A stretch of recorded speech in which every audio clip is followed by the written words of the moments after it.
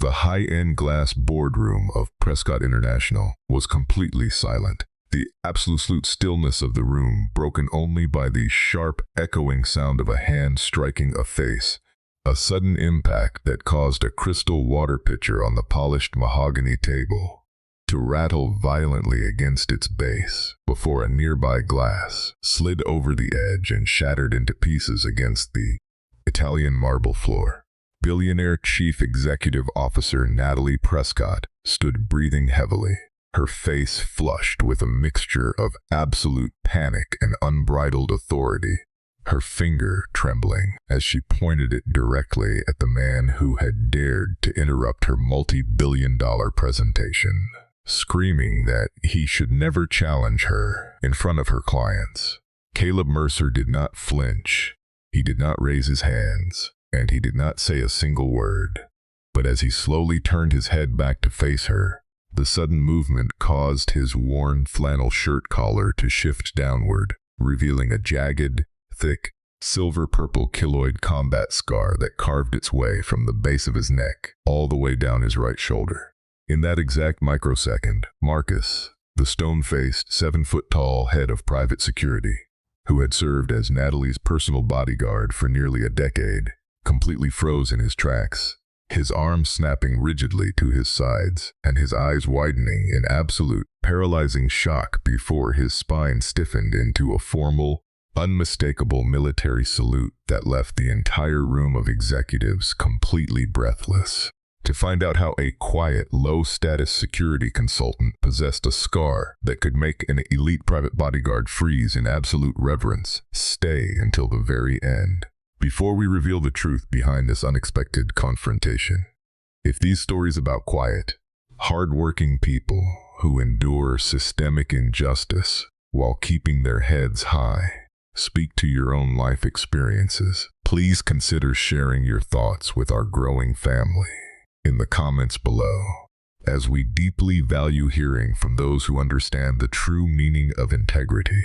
This striking moment raises a profound question that so many in our community debate every single day, forcing us to consider whether silent endurance is a sign of true, sacrificial strength to protect the ones we love, or if staying completely quiet only allows the powerful to walk over us without ever facing the consequences of their arrogance. 14 months earlier, the glittering skyline of the city held no such drama, and the massive corporate headquarters of Prescott International operated like a perfectly oiled machine under the iron fist of Natalie Prescott. Natalie was a woman defined by numbers, deadlines, and an uncompromising standard of excellence that left absolutely no room for human error. Having spent the last 3 years of her life sacrificing everything to develop the Prescott Nexus, a $1.2 billion automated defense and data grid designed to revolutionize security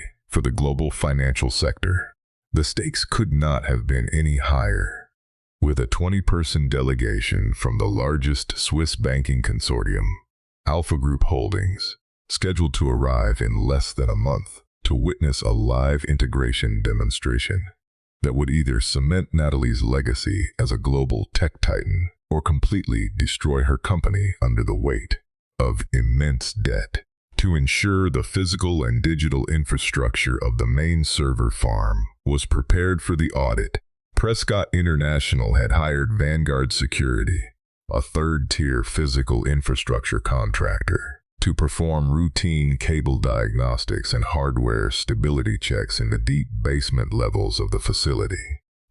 It was through this contract that Caleb Mercer entered the building, a quiet, intensely composed single father who wore faded denim, carried a battered canvas rucksack, and spoke so rarely that most of the upper-level executives assumed he was entirely invisible. Caleb was a man who moved through the world with an uncommon stillness,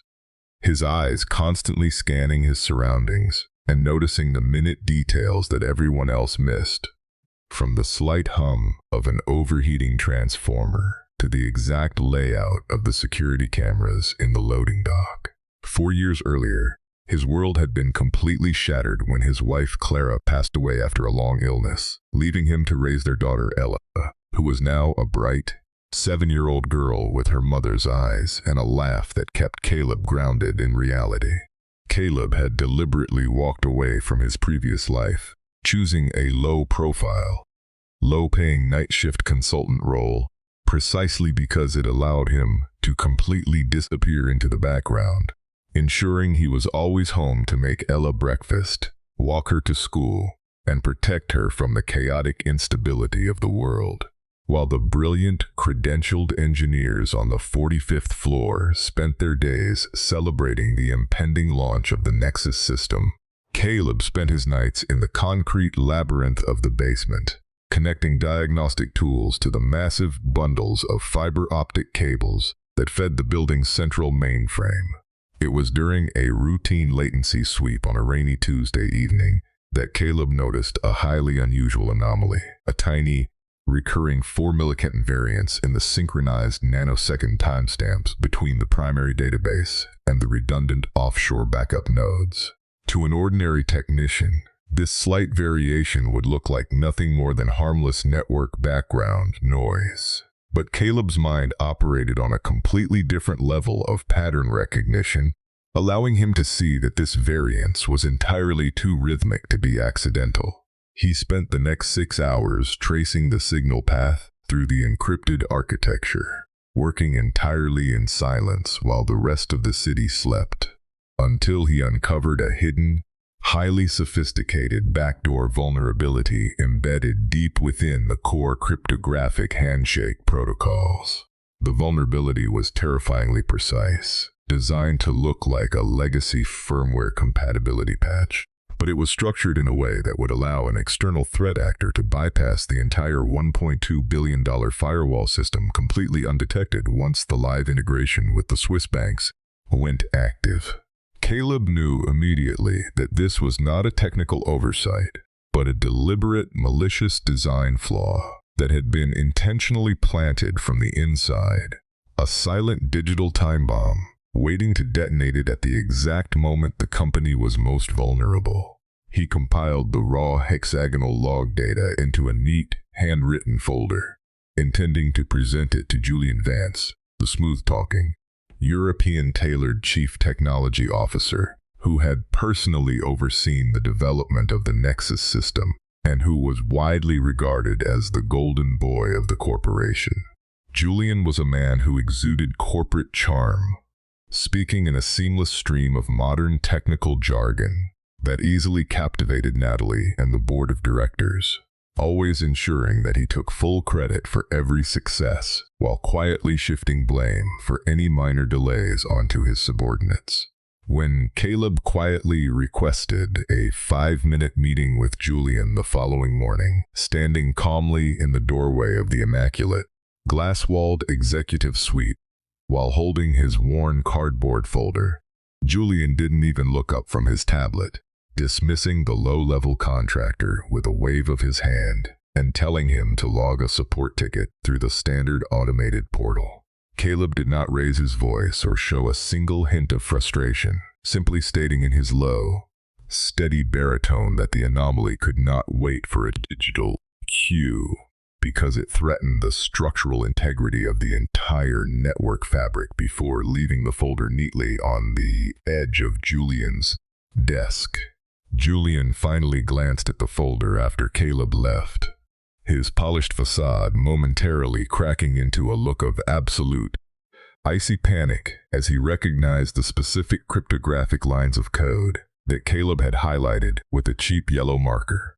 Instead of fixing the flaw or alerting Natalie, Julian calmly walked over to the office shredder, destroying the document completely before adjusting his silk tie and convincing himself that a low-wage field tech could never prove where the code had originated. 3 weeks would crawl past before the invisible cracks in that flawless foundation finally began to splinter wide open. The morning of the final integration review arrived with an oppressive, dark overcast that hung heavily over the financial district, matching the intense, high-pressure atmosphere inside the executive boardroom, where Natalie Prescott was pacing back and forth in front of her senior staff. The Swiss banking delegation was already seated in the private dining room downstairs, having just finished their breakfast while waiting for the final live-streamed data integration test that would officially lock in the multi-billion-dollar partnership.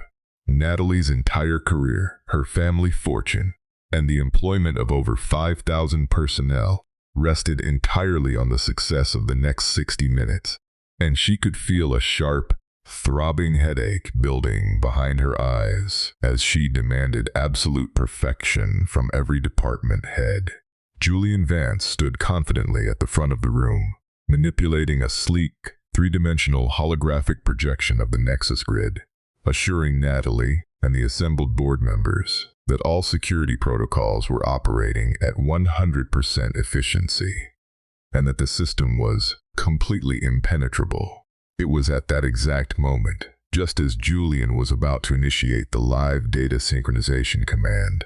that the heavy oak doors of the boardroom swung open, and Caleb Mercer walked into the room with a calm, unhurried stride that immediately drew the furious gaze of every executive present. Caleb didn't say a word to the surrounding staff, walking directly toward the central console, where he placed a secondary, freshly printed data log directly over Julian's glowing tablet interface. His eyes locked onto Natalie with an unblinking, serious intensity. Caleb reported in his quiet, unwavering voice that the system could not be brought online under any circumstances,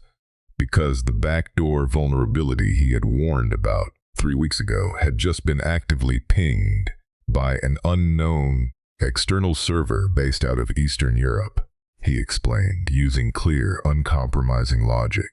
that the moment the primary financial data bridge was opened for the Swiss delegation, the external attackers would use the embedded firmware exploit to instantly seize control of the entire banking ledger, locking Prescott International out of its own architecture and stealing billions in client assets. Julian Vance's face turned an ugly, mottled red as he stepped forward, using his practiced corporate language to completely undermine Caleb, painting him as an incompetent, paranoid night shift cable puller who was entirely out of his depth and who was simply trying to sabotage the company's greatest triumph out of bitter professional jealousy. Julian turned to Natalie, his voice smooth and dripping with fabricated concern, suggesting that this low-level employee was causing a scene intentionally, perhaps working for a rival firm to delay the signing so that Prescott International would default on its massive short-term development loans. Natalie, who was already operating at the absolute limit of her emotional endurance and facing the terrifying prospect of total financial ruin if the Swiss delegation walked away, felt a sudden, blinding rush of adrenaline and corporate pride override her natural executive judgment. She saw Caleb's quiet, stubborn persistence not as a warning, but as a direct, insubordinate humiliation intended to break her authority in front of her entire executive board at the most critical moment of her life. Driven by pure, unadulterated pressure, Natalie closed the distance between them and delivered a sharp, stinging slap across Caleb's left cheek, the sound of the impact echoing like a gunshot through the silent, glass-walled room. Caleb's head turned slightly from the force of the blow, but his body remained completely immovable, his expression remaining as calm and unreadable as a stone wall, while the crystal water pitcher on the table rattled and a glass shattered on the floor below. As his collar shifted slightly down his neck, revealing the massive, jagged combat scar from his forgotten past, Marcus the bodyguard experienced a moment of total, freezing realization, recognizing the unmistakable markings of a battlefield savior, and instantly snapping into a rigid military salute that shocked everyone in attendance. Natalie, blinded by her own anger and panic, completely ignored Marcus's bizarre reaction, screaming at Caleb to get out of her sight, telling him that he was permanently fired, and ordering security to escort his incompetent presence out of the building immediately. Caleb did not utter a single word of defense, nor did he look at Julian with any hint of anger. He simply looked at Natalie with a profound, quiet pity that cut through her anger far deeper than any shout could have managed. He slowly reached down, picked up his battered canvas rucksack from the floor, turned away from the wealth and power of the room, and walked out into the pouring rain, leaving the multi-billion-dollar corporation completely vulnerable to the disaster he had tried so desperately to prevent. If you have ever stood in a room where your hard-earned experience and honest warnings were completely dismissed by an arrogant superior with a fancy title, please take a moment to let us know in the comments below, because so many in our community know exactly what it feels like to be made completely invisible by those who hold power. This painful turning point highlights the deep divide between the practical, weathered competence of those who actually understand how the world works, versus the polished, credentialed elite who manage operations from pristine glass offices without ever getting their hands dirty. 1 month later, an ordinary Thursday afternoon would change absolutely everything that neither of them had said out loud yet. The weeks that followed Caleb's forced exit from Prescott International were an absolute living nightmare for Natalie Prescott, who found herself trapped in a prison of her own making as the grand promises of the Nexus system began to rapidly disintegrate in solitude. While the Swiss delegation had initially signed the preliminary paperwork, the actual launch of the platform had been plagued by bizarre, inexplicable system lag, sporadic data packet degradation, and terrifying midnight security alerts that Julian Vance continually dismissed as minor integration bugs.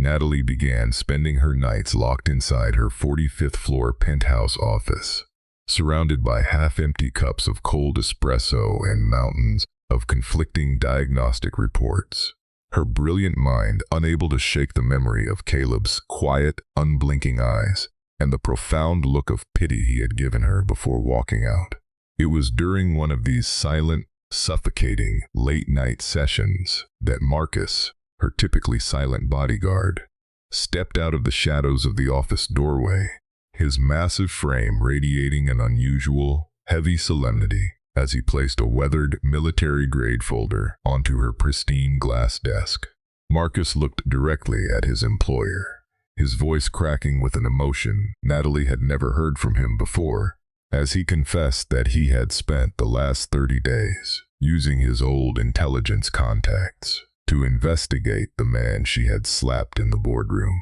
Marcus revealed that Caleb Mercer was not an uneducated, low-status cable technician, but was actually a highly decorated former Marine Staff Sergeant who had served as the lead signals intelligence specialist for an elite special operations task force overseas. 7 years earlier, during a high-risk extraction mission in a remote hostile valley in the Helmand province, Caleb's convoy had been catastrophically hit by an improvised explosive device, leaving 2 vehicles burning and his entire command unit pinned down under an avalanche of heavy machine gun fire. With the primary communications array completely destroyed and the commanding officers incapacitated,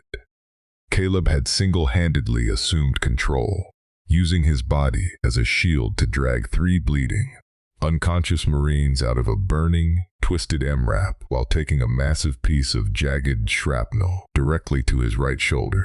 Despite losing a significant amount of blood and enduring agony from the wound that would eventually leave his silver keloid scar, Caleb had calmly rewired a damaged tactical satellite radio in the middle of the open dirt, establishing a secure line to direct close air support that saved the lives of every single man in that valley before quietly disappearing into a medical transport without ever claiming his silver star. Marcus looked at Natalie with tears welling in his eyes, revealing that he was one of the 3 unconscious Marines who had been dragged from that burning vehicle, and that he had spent the last 7 years searching for the anonymous savior, whose face he had only seen through the smoke of battle. He explained to a stunned, pale Natalie that Caleb had deliberately erased his own high-level military credentials and corporate tech history from public records because after his wife died, the cutthroat corporate world had threatened to take him away from his daughter Ella, and he had chosen to live a life of total obscurity just to ensure her absolute safety and emotional peace. The weight of this revelation hit Natalie like a physical blow, a sudden, suffocating wave of profound guilt and realization washing over her as she finally understood that Caleb hadn't been trying to humiliate her. He had been trying to protect thousands of innocent people from a catastrophic failure that her own pride had blinded her to. Without wasting a single second, Natalie ordered her private driver to take her to the modest, weathered suburban bungalow where Caleb lived, her heart pounding against her ribs as the sleek black limousine pulled up against the cracked pavement of the working-class neighborhood. She walked up the creaking wooden porch steps, her expensive designer heels sounding completely out of place, and knocked gently on the screen door, through which she could see a warm, softly lit kitchen filled with the rich smell of flour, vanilla, and fresh buttermilk biscuits. Caleb opened the door, wearing a simple cotton apron and holding a wooden rolling pin, his 7-year-old daughter Ella peering out from behind his leg with wide, curious eyes as she dusted flour off her small hands. Natalie stood before him, her billionaire armor completely shattered, and openly offered him a handwritten blank check, alongside an immediate appointment as the senior vice president of global security, her voice trembling as she begged him to return and save her company from impending ruin. Caleb looked down at the check, then at Natalie's exhausted, desperate face, and gently pushed her hand away, stating in his calm, unbothered baritone that he had absolutely no interest in her money, her corporate titles, or her high society prestige. He told her calmly that he would only step back inside her building if she committed to total operational transparency, a complete restructuring of the company's safety protocols to protect the innocent users, and a formal acknowledgement of the truth for those who had been wronged. Just as Natalie was about to agree to his terms, her encrypted smartphone began to violently vibrate in her hand, a frantic, screaming Julian Vance on the other end of the line reporting that a massive, coordinated cyber warfare syndicate had just initiated a live aggressive breach of the central mainframe,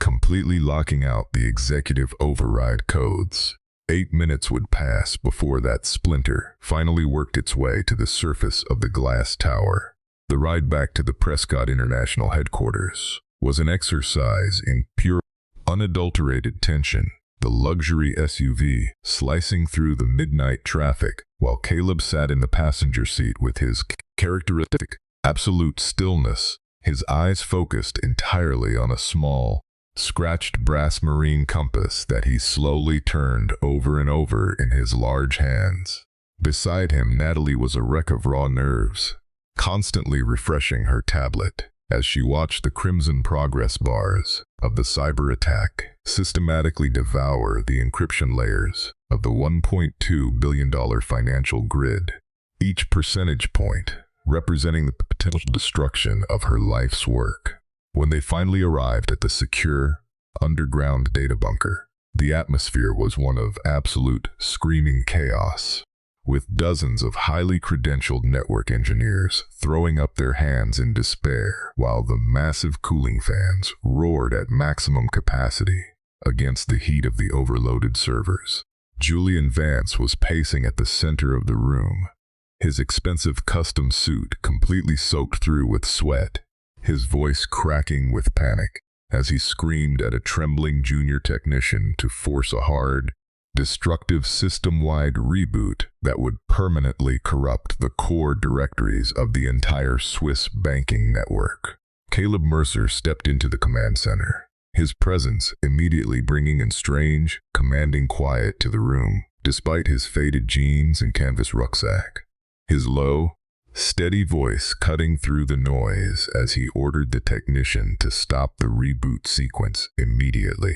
Julian spun around, his eyes wild and defensive as he saw Caleb attempting to use his authoritative corporate position one last time to command the security guards to throw the low-level contractor out of the facility for interfering with an emergency executive protocol. But before the guards could even take a step forward, Marcus moved his massive frame into the entryway, his arms crossed over his chest and his eyes flashing with an icy, dangerous intensity that made it crystal clear that anyone who attempted to touch Caleb would have to go through him first. Caleb walked calmly past the panicked chief technology officer, completely ignoring the insults, and sat down at the primary flashing red network console, his large fingers moving across the mechanical keyboard with a terrifying, rhythmic precision that left the surrounding engineers in stunned silence. Instead of using the standard locked executive software interface that Julian had compromised, Caleb pulled a specialized physical fiber optic splicing tool from his rucksack and calmly reached beneath the main server console, pulling out a thick bundle of blue glass cables. With the steady hands of a surgeon who had repaired tactical radios under mortar fire, Caleb isolated the compromised hardware security modules, manually cutting and re-splicing the physical fiber core directly into an isolated local loopback architecture that bypassed the digital blockades entirely. He began entering raw, complex command line scripts, identifying the attack not as a standard external hack, but as a highly sophisticated polymorphic Trojan horse, utilizing a localized buffer overflow within the Layer 2 switching fabric. As he worked, Caleb calmly projected his terminal screen onto the boardroom's main display wall, exposing the hidden cryptographic keys that had allowed the attacker's entry, showing everyone in the room that the back door had been intentionally configured using Julian Vance's private administrative security credentials. The entire room gasped as Caleb uncovered the digital footprint of a multi-million-dollar offshore wire transfer routed from a Cayman Islands shell company directly into Julian's private bank account, proving beyond a shadow of a doubt that the Golden Boy executive had been paid to sabotage the system from within. Julian's elegant corporate facade, completely shattered into a pathetic display of stuttering denials as two federal law enforcement agents, whom Marcus had quietly summoned hours earlier, stepped out of the elevator and placed the disgraced executive in heavy steel handcuffs, dragging him away from the consoles he had betrayed. Caleb never once looked up to watch Julian's humiliating downfall, his focus remaining entirely on the terminal keys as he executed a clean-room cryptographic handshake, his fingers striking the final enter key with a soft, decisive click that instantly turned every flashing red monitor in the bunker back to a calm, stable green. The multi-billion-dollar network was completely saved, the Swiss data integration was perfectly secured, and the entire engineering staff broke into a spontaneous, cheering ovation for the man they had spent months ignoring. Natalie stood in the back of the room, her eyes filled with tears of absolute relief and profound shame, watching the quiet single father calmly pack his tools back into his canvas rucksack without a single hint of gloating or pride on his face. One single month later, an ordinary Thursday afternoon would change everything neither of them had said out loud. The grand auditorium of the Prescott International corporate headquarters was filled to absolute capacity, with over 300 journalists, television camera crews, and anxious institutional shareholders murmuring in anticipation as the bright stage lights reflected off the massive company banners hanging from the high ceiling. Natalie Prescott stepped up to the central mahogany microphone podium,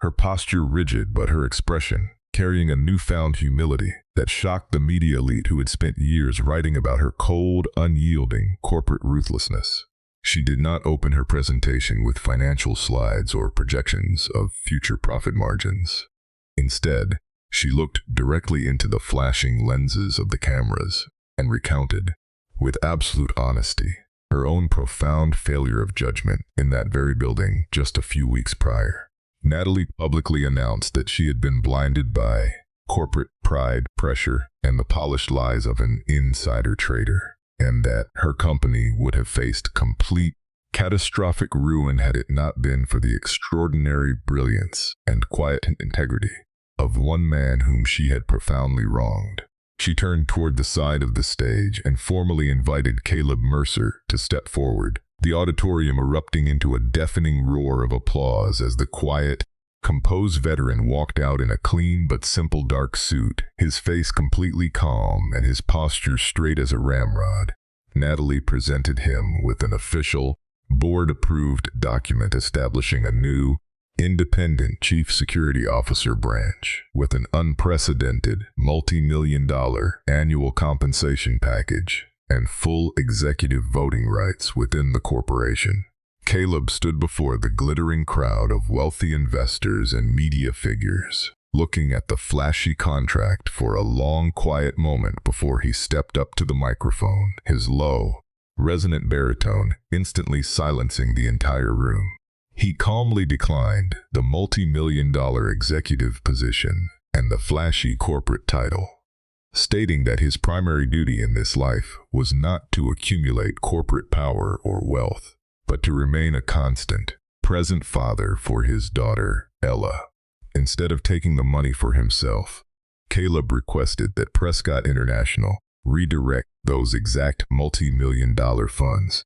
to establish a fully endowed National Training Academy designed to provide transitioning military veterans with free, advanced education in cybersecurity and infrastructure protection. He agreed to maintain only a quiet, independent advisory role with the company, working from his modest home office 3 days a week, so that he could continue to walk his daughter to school every single morning and protect her from the chaotic world. 2 months later, on a peaceful golden Saturday afternoon, the intense world of corporate electronics and billion-dollar contracts felt like it belonged to a completely different lifetime. Natalie Prescott sat quietly on the weathered wooden steps of Caleb's suburban porch, her expensive designer suit replaced by a simple pair of denim jeans and a comfortable cotton sweater, her eyes filled with a soft warmth as she watched 7-year-old Ella running across the green lawn, laughing hysterically while chasing a rescue golden retriever through the sprinkler spray. Caleb stepped out of the screen door, carrying 2 simple chipped ceramic mugs of black coffee, and sat down on the step beside her, placing his old, scratched brass marine compass onto the wooden table between them. Natalie looked down at the compass, its needle pointing true north despite the years of rust and wear, and quietly remarked that she had spent her entire life believing that a person's worth was measured entirely by the height of their office tower, the size of their bank accounts, and the number of people who feared their authority. She took a slow sip of her coffee, looking at Caleb's calm, scarred profile, and softly confessed that watching him walk away from a fortune to bake biscuits with his daughter had finally taught her what real wealth, real strength, and a real family actually felt like. Caleb smiled faintly, his eyes reflecting the golden afternoon light as he watched Ella wave at them from across the lawn, and quietly noted that the world will always be filled with loud people who demand to be served, but it is the quiet, overlooked people who keep the world from falling apart when the storm finally hits. So many of you watching this story today have lived through these exact same moments in your own careers and lives, moving through the world with a quiet, unyielding dedication to your duties, while the loud, arrogant voices around you take all the credit and rewards for the work you silently perform. It is a profound truth of our human experience that the most valuable individuals among us are rarely the ones who shout the loudest from the glass towers of success, but are the humble, resilient souls who carry their invisible scars with dignity,